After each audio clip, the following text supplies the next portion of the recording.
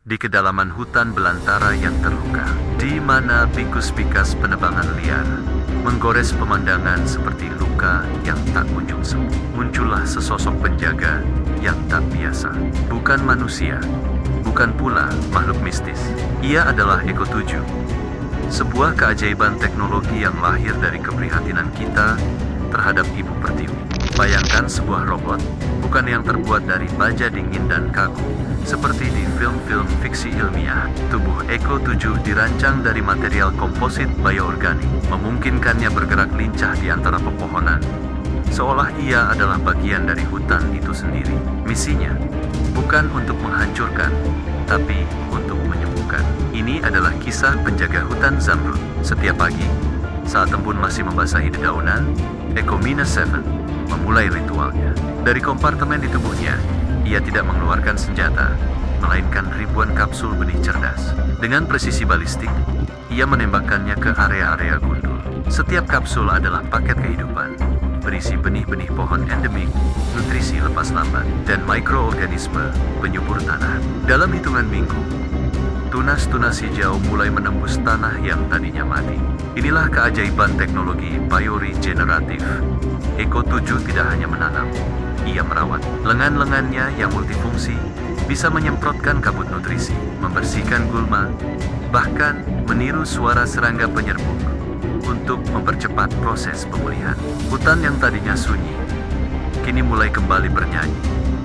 Tapi, tidak semua yang datang ke hutan memiliki niat baik. Suatu malam, di bawah selubung kegelapan, deru mesin gergaji memecah keheningan. Para penebang liar, serakah, dan tak peduli, mulai merobohkan pohon-pohon purba yang seharusnya berdiri gagah untuk ratusan tahun lagi.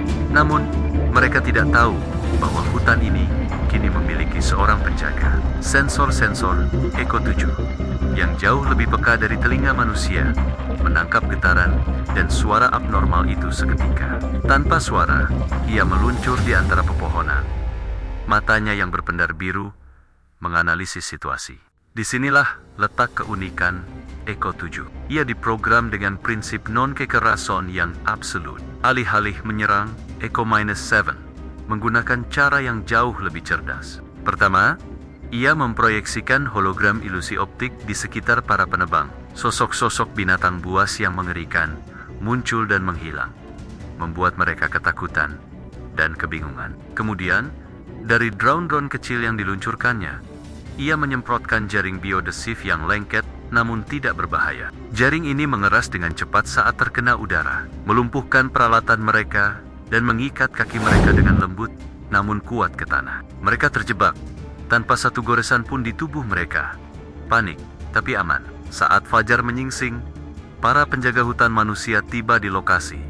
Dipandu oleh sinyal GPS yang dikirimkan Echo 7, mereka menemukan para penebang liar yang sudah tak berdaya. Bersama dengan bakti-bakti kejahatan, mereka yang terekam jelas oleh kamera Echo 7. Kisah Echo 7 bukan hanya tentang menanam pohon atau menangkap penjahat. Di balik semua aksinya, ada aliran data yang tak pernah berhenti. Setiap hari, ia mengumpulkan jutaan titik data, tingkat kelembapan tanah, kualitas udara, pola migrasi satwa, kesehatan setiap pohon yang ia tanam. Semua informasi ini dianalisis dan dikirimkan ke pusat konservasi, menjadi peta jalan bagi para ilmuwan untuk membuat keputusan yang lebih baik. Ia adalah mata, telinga, dan tangan kita di jantung hutan.